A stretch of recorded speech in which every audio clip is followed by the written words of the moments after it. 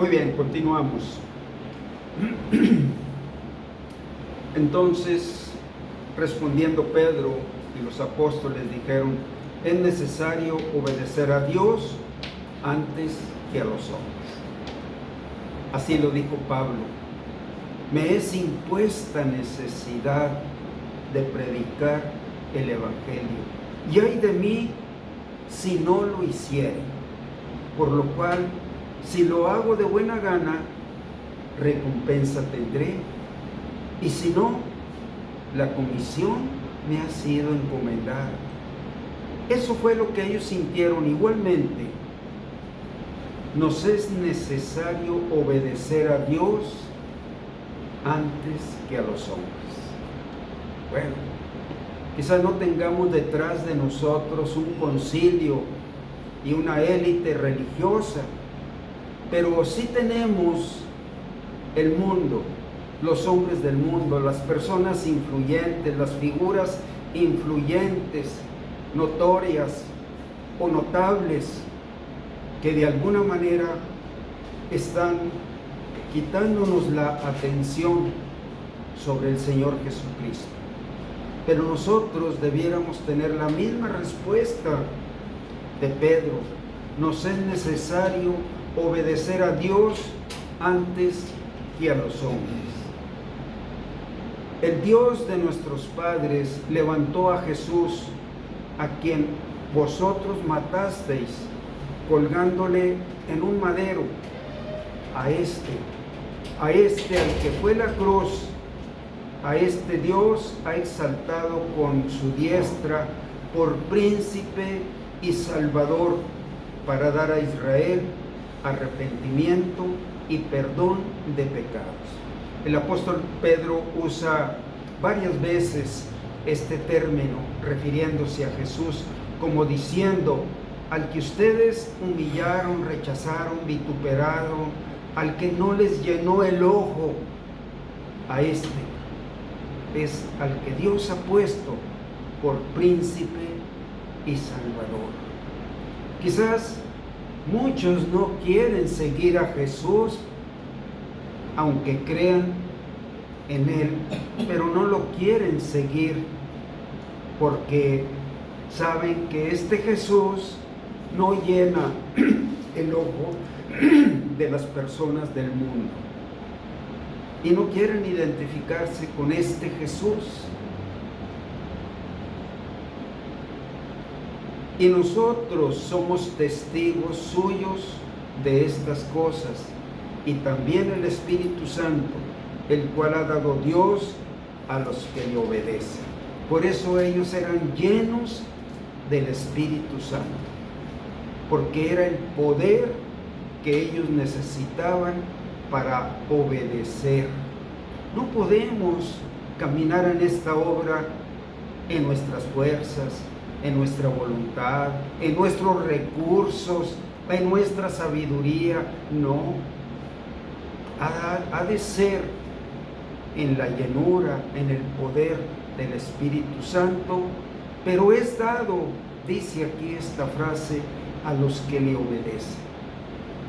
Bueno, hay muchos cristianos que sin comprometerse, sin entregar su vida, quieren servir a Dios, pero en sus fuerzas, no en el poder del Espíritu Santo, porque no quieren entregar sus vidas, no quieren morir a sí mismos y quieren servir sin compromiso, pero no les es dado el poder y la llenura del Espíritu Santo para llevar esta obra.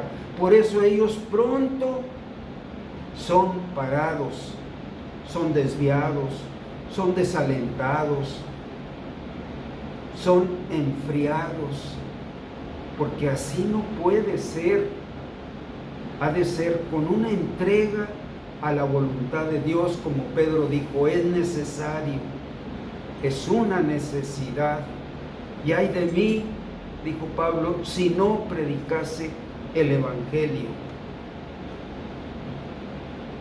Ellos, oyendo esto, los del concilio se enfurecieron y querían matarlos. Esto es lo que había en su corazón. ¿Se imaginan todo lo que revelaban sus corazones? Un odio al Señor Jesucristo y en la misma medida a todos aquellos que acogían su nombre, su obra, el odio a muerte asesina. Pero ahora sucede algo impensable. Y hay un proverbio 16:7, que dice: cuando los caminos del hombre son agradables a Jehová, aún a sus enemigos hace estar en paz con él. Bueno, vamos a ver esta maravilla. En Hechos 5:34 en adelante dice: entonces, levantándose en el concilio, un fariseo llamado Gamaliel, doctor de la ley, venerado de todo el pueblo, mandó que sacasen fuera por un momento a los apóstoles, y luego dijo: varones israelitas, mirad por vosotros lo que vais a hacer respecto a estos hombres, porque querían matarlos. Porque antes de estos días se levantaron deudas, diciendo que era alguien a quien se unió un número como de 400 hombres, pero él fue muerto, y todos los que le obedecían fueron dispersados y reducidos a nada. Después de se levantó Judas el Galileo en los días del censo y llevó en pos de sí a mucho pueblo. Pereció también, y todos los que le obedecían fueron dispersados. Y ahora os digo: apartad de estos hombres y dejadlos, porque si este consejo o esta obra es de los hombres, se desvanecerá, mas si es de Dios, no la podéis destruir. No seáis tal vez hallados luchando contra Dios. Ahí llevan las de perder. No solo perderán lo que ya perdieron, sino que perderán la libertad ante Roma, porque Roma estaba muy pendiente de estos escándalos, de estos alborotos, y ellos estaban a punto de mandar que matasen a los apóstoles y a todos los que eran seguidores de este nombre y de este camino. Bueno, este hombre fue sabio. Dice: llevan todas las de perder. Esperen a ver en qué termina esto. ¿Cuál fue el resultado de esta persecución? En Hechos 5:40 en adelante dice: y convinieron con él. Este hombre Gamaliel, venerado por todos, doctor de la ley, fue el maestro del apóstol Pablo antes de convertirse. El apóstol Pablo fue entregado a este maestro de las Escrituras desde su niñez, y él fue entregado por sus padres para que fuera enseñado en el camino de la ley del Antiguo Testamento. Y bueno, el apóstol Pablo caminó y corrió llenándose de un celo, pero no santo, era un celo en la carne, lleno de odio contra el nombre de Jesús. Bueno, ya conocen la historia, cómo el apóstol Pablo, Saulo de Tarso, antes de ser el apóstol Pablo, tuvo un encuentro con el Señor Jesucristo. Pero resaltamos que este hombre pues era un doctor de la ley. Y en Hechos 5:40 dice: y convinieron con él, y llamando a los apóstoles, después de azotarlos, les intimaron que no hablasen en el nombre de Jesús y los pusieron en libertad. Lo hicieron por ser buenas personas, nada más los azotaron porque querían ser buenos con ellos. Y en la intimidad les dijeron: miren, hermanos israelitas, ya no hablen, hablando como buenas personas, ¿verdad? Pero todo eso era una manera de la carne solamente.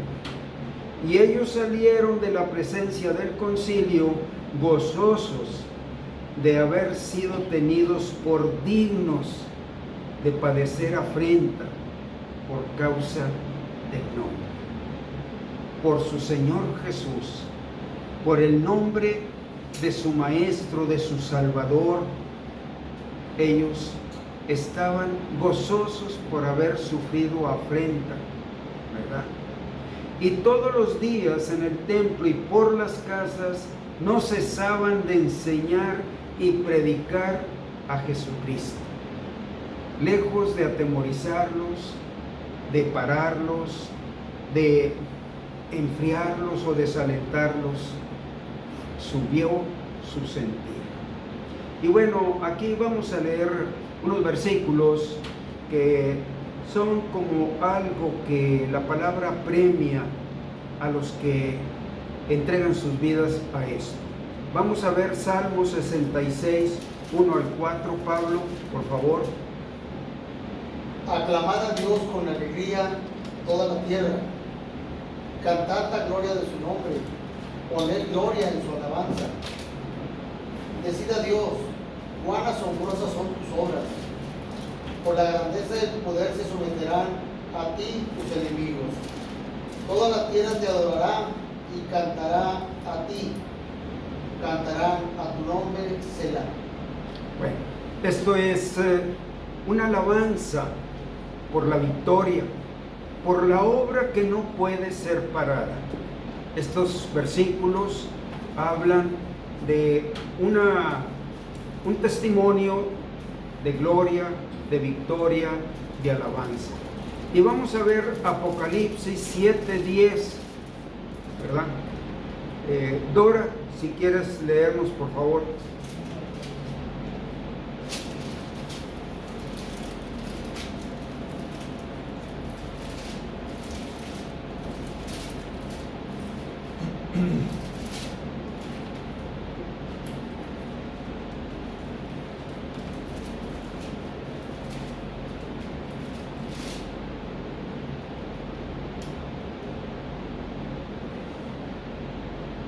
Clamaban a gran voz diciendo: la salvación pertenece a nuestro Dios, que está sentado en el trono y al Cordero. ¿Verdad? Esta obra pertenece a Dios, la obra de la salvación, a la cual, pues a través de este tema, nosotros somos incluidos, partícipes, llamados. La salvación pertenece a nuestro Dios. Y 1 Corintios 1:18, Américo. Porque la palabra de la cruz es locura a los que se pierden, pero a los que se salvan, esto es, a nosotros, es poder de Dios. A los que se salvan, la palabra de la cruz de Cristo es poder de Dios. Entonces, hermanos, pues estamos del lado del poder, pues caminemos en el camino del poder, porque al haber recibido a Cristo ya hemos sido puestos en la victoria, en un nuevo nacimiento, en quitar toda condenación que haya sobre nosotros, en cerrar las puertas del infierno, en abrir las puertas del cielo. Ya tenemos esa victoria, es parte de nuestro vivir en este día, pero Dios quiere mostrar todavía sus glorias al caminar en esta obra. Esto es lo que se llama realmente poder de Dios manifestado en su obra de salvación de las almas perdidas. Y en Hechos 7 dice, y crecía la palabra del Señor, crecía, había llenado todo Jerusalén, lo había impregnado, había permeado los hechos recientes. El nombre de Jesús se agigantó, la autoridad de los apóstoles se agigantó. Entonces la palabra del Señor crecía y el número de los discípulos se multiplicaba grandemente en Jerusalén. Ahorita vamos a ver un poquito el estándar de lo que comprende ser un discípulo. La iglesia primitiva prosperó porque los convertidos no solo eran creyentes en Jesucristo, sino verdaderos seguidores y discípulos de Cristo. Seguidores es que caminaban con Él en esta obra, en los prodigios, en las señales, los milagros, la conversión de tantas almas a Cristo allí en Jerusalén. Ellos eran seguidores, por eso estaban siendo amenazados, pero también discípulos porque aprendían el avance del Dios del Antiguo Testamento ahora a través del Dios hecho carne en la persona de Jesucristo, y el nuevo pacto, las nuevas promesas, la nueva revelación, todo lo que fue dado a los apóstoles. Entonces ellos aprendían todo esto que les era dado de parte de Dios. Este era el estándar espiritual en el que vivían su fe en Cristo, y creció tremendamente, y con él la multiplicación espiritual. Discípulos, seguidores, esa es la figura de una multiplicación. ¿Por qué? Porque son los que pueden dar abundante fruto al 30, al 60 y al 100 por uno. Los que trabajan en el poder del Espíritu Santo, comprometidos, entregados, no los que quieren servir en sus fuerzas, pero sin compromiso, y llegan muy cerca, muy cerquita, son parados. Sin embargo, el ambiente que prevalecía en el crecimiento de la iglesia y la obra de Dios era al mismo tiempo la multiplicación espiritual y la persecución. Tan de cerca que así vivían todo este gran número de discípulos y seguidores. Por decir, había una persecución de Estado, porque eran los que tenían la autoridad en Israel, el concilio, los ancianos, los sacerdotes, los escribas, los fariseos. Entonces, ellos vivieron así en esa persecución.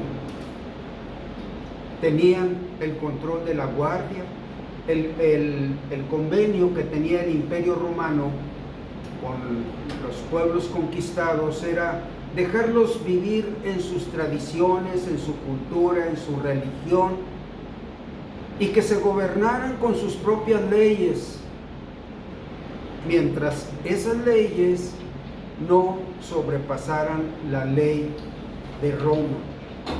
Y así estaban viviendo ellos. El gobernador Pilato les daba la autoridad a estos ancianos que ellos gobernaran mientras no se sobrepusieran a la ley de Roma.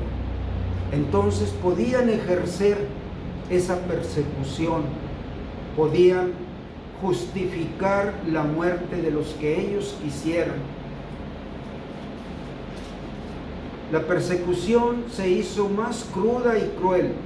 Los judíos apresaron a Esteban, varón lleno de fe y del Espíritu Santo, y lo mataron. Bueno, escogieron a uno como escarmiento. Y vamos a ver Hechos 7, 53 al 60. Pablo, ¿nos quiere leer, por favor, en voz alta? Dice, vosotros, es 7, ¿verdad? 7:53. Vosotros que recibisteis la ley por la disposición de ángeles y no la guardasteis, oyendo estas cosas, se enfurecían en sus corazones y crujían los dientes contra él. Pero Esteban, lleno del Espíritu Santo, puestos los ojos en el cielo, vio la gloria de Dios y a Jesús que estaba a la diestra de Dios, y dijo, he aquí, veo los cielos abiertos y al Hijo del Hombre que está a la diestra de Dios. Entonces ellos, dando grandes voces, se taparon los oídos y arremetieron a una contra él, y echándole fuera de la ciudad, le apedrearon, y los testigos pusieron le apedrearon, y los testigos pusieron sus ropas a los pies de un joven que se llamaba Saulo, y apedreaban a Esteban mientras él invocaba y decía, Señor Jesús, recibe mi espíritu. Y puesto de rodillas, clamó a gran voz, Señor, no les tomes en cuenta este pecado. Y habiendo dicho esto, durmió. Ahora, Américo, lo lees Hechos, o Dora, si ya lo tienes ahí, por favor. 8, Hechos 8, 1 al 3. 8, 4 al 6, ¿no? Primero. 8, 1 al 3. Sí. Okay. Y Saulo consentía en su muerte. En aquel día hubo una gran persecución contra la iglesia que estaba en Jerusalén. Y todos fueron esparcidos por las tierras de Judea y de Samaria, salvo los apóstoles. Y los hombres piadosos llevaron a enterrar a Esteban e hicieron gran llanto sobre él. Y Saulo asolaba a la iglesia, y entrando a casa por casa arrastraba a hombres y a mujeres y los entregaba en la cárcel. Pero los que fueron esparcidos iban por todas partes anunciando el evangelio. ¿Está ahí? Hasta el 6, por favor. Entonces Felipe, descendiendo a la ciudad de Samaria, les predicaba a Cristo, y la gente unánime escuchaba atentamente las cosas que decía Felipe, oyendo y viendo las señales que hacía. Muy bien. Bueno, no los atemorizaron.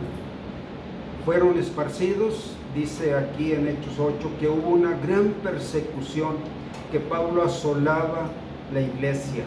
Saulo de Tarso asolaba la iglesia, era el que encabezaba esa persecución, y dice que fueron esparcidos, pero todos los que fueron esparcidos iban por todas partes anunciando el evangelio. No había más que dos maneras de vivir: quedarse apegados a la vida pasada, en los modelos, en los estándares, una manera, una mentalidad de vivir, o vivir un cambio radical a pesar de esta persecución. Eso puso a prueba la fe que ellos tenían en el nombre de Jesús, en su doctrina, en sus mandamientos. Realmente era necesario ser probada su fe para que aquella obra no se apagara, y ellos entregaron sus vidas a Dios a este grado. Así se esparció el evangelio por todo Judea y Samaria. Sin saber, los enemigos estaban propiciando a través de la persecución que la luz del Señor, el poder de su palabra, los milagros de las almas convertidas, la fe de los discípulos y la multiplicación de los discípulos brillara mucho más que el oro fino. Bueno, esta obra tenía tantos ángulos maravillosos que la verdad brillaba en todos aspectos, por la multiplicación, por el fruto, por la fe, por la entrega, por la multiplicación. Era una obra pero adelante había un nombre y tenían una autoridad manifestada en la doctrina de los apóstoles. Y todos aceptaban la autoridad de los apóstoles, la dirección, la guía. Ellos pensaron en hacerles mal, pero Dios lo convirtió en un testimonio impresionante y conmovedor. El resultado fue aún más glorioso que en la ocasión anterior, cumpliéndose lo que se había dicho en Éxodo 1:12, pero cuanto más los oprimían, tanto más se multiplicaban y crecían, porque esa obra era de Dios y no podía ser parada. Como consecuencia de la persecución en Jerusalén, se levantó en Antioquía una iglesia misionera. Y vamos a leer aquí Pablo, ¿o quién sigue? ¿Américo? Sí, Américo. Hechos 11, 19 al 21. Ahora bien, los que habían sido esparcidos a causa de la persecución que hubo con motivo de Esteban, pasaron hasta Fenicia, Chipre y Antioquía, no hablando a nadie la palabra, sino solo a los judíos. Pero había entre ellos unos varones de Chipre y de Cirene, los cuales, cuando entraron en Antioquía, hablaron también a los griegos, anunciando el evangelio del Señor Jesús. Y la mano del Señor estaba con ellos, y gran número creyó y se convirtió al Señor. Ahora el 26, ahí mismo, versículo 26. Y se congregaron allí todo un año con la iglesia, y enseñaron a mucha gente, y a los discípulos se les llamó cristianos por primera vez en Antioquía. ¿Verdad? De ahí viene el origen del nombre cristiano. Cristiano es un seguidor de Cristo, pero a la vez es un discípulo de Cristo, porque vive conforme a la doctrina de los apóstoles. Y también lee Hechos. Bueno, estamos viendo la multiplicación de los que iban huyendo, una iglesia establecida. ¿Qué dice ahora Hechos 13, 1 al 4? Sí, Américo. Había entonces en la iglesia que estaba en Antioquía profetas y maestros: Bernabé, Simón el que se llamaba Níger, Lucio de Cirene, Manaén el que se había criado junto con Herodes el tetrarca, y Saulo. Ministrando estos al Señor y ayunando, dijo el Espíritu Santo: apártame a Bernabé y a Saulo para la obra a que los he llamado. Entonces, habiendo ayunado y orado, les impusieron las manos y los despidieron. Ellos entonces, enviados por el Espíritu Santo, descendieron a Seleucia y de allí navegaron a Chipre. Muy bien. Bueno, vemos ahora la obra de Dios ya trascendiendo más allá de las fronteras de la tierra de Israel, más allá de Judea, de Samaria, de Galilea. Lo vemos en estas regiones, y a partir de ahí, hermanos, el evangelio, la doctrina de Cristo, la doctrina de los apóstoles fue predicada en las naciones. El apóstol Pablo, en sus viajes misioneros, predicó en las partes de lo que era Grecia, Mesopotamia, predicó en lo que ahora es, lo que se llama el Oriente Medio o Asia Menor, y en algunas regiones de África, en Roma, ¿verdad? Se cree que también predicó en España. En ese sentido, aquí vemos cómo la palabra de Dios, la doctrina cristiana, el testimonio, esto que nosotros conocemos por nuestra propia experiencia, lo conocemos, la obra de Cristo. Bueno, fue una multiplicación. Ya naciones estaban llegando esta obra a través de obreros, discípulos. Ya vamos a terminar, nomás denme unos minutos más, son 2 párrafos. El trabajo de discipular fue profundo en Antioquía y enseñaron a mucha gente, y a los discípulos se les llamó cristianos por primera vez en Antioquía. Los cristianos, los que se multiplicaban por la fe en el nombre de Jesús. El resultado del trabajo de discipular produce líderes y obreros y misioneros. Es lo que estamos viendo aquí en Hechos 11 y en Hechos 13. Estos que fueron con Pablo fueron misioneros, pero primero habían sido discípulos, seguidores de Cristo. La multiplicación de discípulos extiende las fronteras de la evangelización a otras naciones. Es el plan de Dios. Es como ahora, como vuelan de ciertas ciudades los aeropuertos más grandes del mundo y tienen una proyección de rutas de aviación para llegar a las mayores y al mayor número de ciudades en el mundo. Y los vemos en los mapas que se trazan de ciertas ciudades, también de los grandes puertos, cómo salen los barcos llenos de mercancía que cruzan los océanos y ellos van en esas rutas. Bueno, cada compañía, cada empresa lleva sus productos. Nosotros en esa misma figura, ese es el plan de Dios. Que de una iglesia salga una ruta de misioneros, de discípulos a las ciudades más pobladas del mundo o a las regiones más apartadas de las urbes metropolitanas. Entonces, hermanos, esta es la visión. El Señor Jesucristo dijo, toda potestad yo tengo en el cielo y en la tierra. Por tanto, id a todas las naciones, haced discípulos, bautícenlos en el nombre del Padre, del Hijo y del Espíritu Santo. Y he aquí, yo estoy con vosotros todos los días hasta el fin del mundo.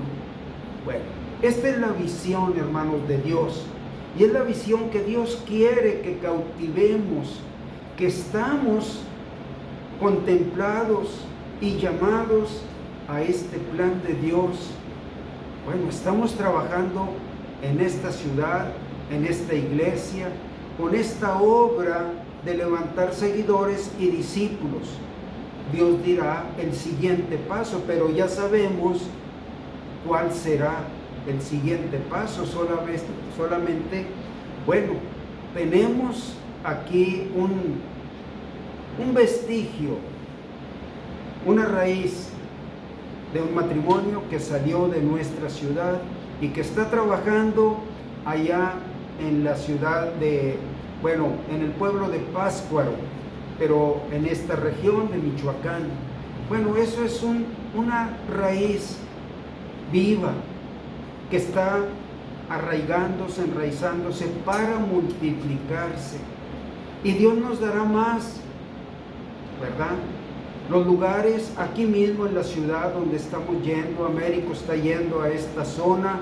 Bueno, Dios ha puesto un cargo a esta área de Escobedo, en los sectores pues más bajos del sector de la sociedad, pero Él tiene en su corazón esta obra. Gustavo está yendo a una clínica de adictos, de una clínica de rehabilitación, también con un número de personas, me compartía que son 18 personas, varones, los que están presentes cada domingo que él va. Y así, en los lugares donde ustedes están, en la misma figura, el mismo mandamiento, la misma obra. Bueno, debemos aprender que el fruto del discipulado es la multiplicación espiritual. Es lo que produce esta multiplicación. Sin discípulos, hermanos, no pueden sobrellevar, porque no han aprendido todavía a llevar el peso de esta obra en los principios que Dios estableció.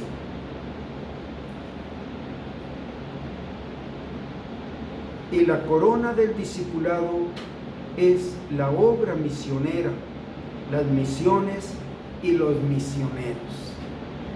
Es la corona de la obra. La obra de la salvación de las almas se lleva a cabo bajo el principio de multiplicación espiritual, y el método es discipular en todas las naciones. Bueno, por hoy aquí terminamos, y también aquí terminamos o damos por terminado lo que hemos oído acerca de este tema, la multiplicación espiritual. Bien, Dios los bendiga.